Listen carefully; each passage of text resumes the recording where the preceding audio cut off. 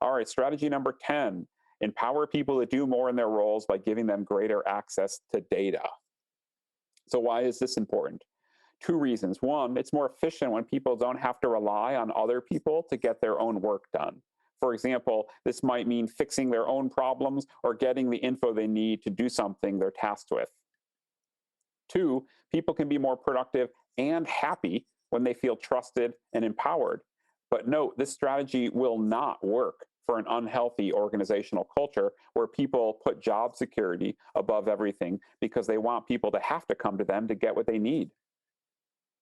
So how do you make this happen? 3 steps. You hire the right people, and by right people, we mean people who are invested in the mission of the school, they're empathetic, they can be trusted, and they understand discretion. 2, leadership has to shift their position on providing employees access to sensitive information from one of distrust to one of trust. And the shift comes with risk, but it can result in increasing productivity and innovation. If you feel like you can never trust your employees to be discreet with access to sensitive information, then you've hired the wrong people.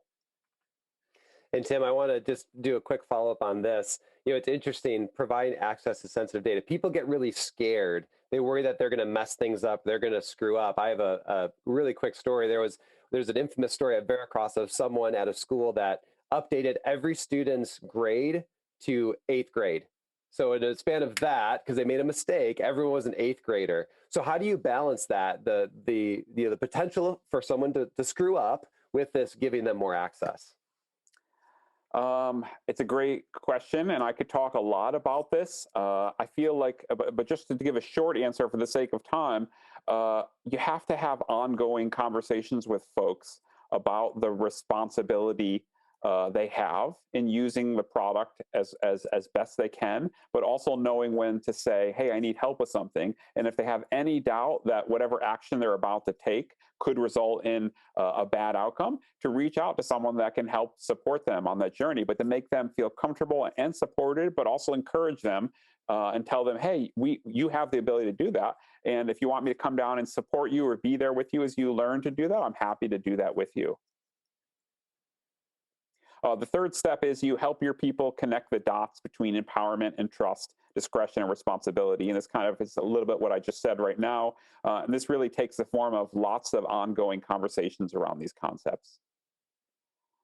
This is an example from just a couple of weeks ago, actually. A shift in policy we made where the middle school faculty needed access to all the report cards so they could do peer reviews. And historically, we've only made it so middle school teachers could only see their advisors, but it just made sense to give everyone in the middle school access to every report card. So that was a shift in policy. We're trusting our middle school faculty is going to be discreet with the information that they have access to, and it's just better for the organization overall. All right, a review of number 10, empower people to do more in their roles by giving them greater access to data. The why is because it's more efficient and it makes people happier at work when they feel trusted and empowered. And the how is hire the right people, and leadership has to shift their thinking about employee access to sensitive information from one of distrust to one of trust.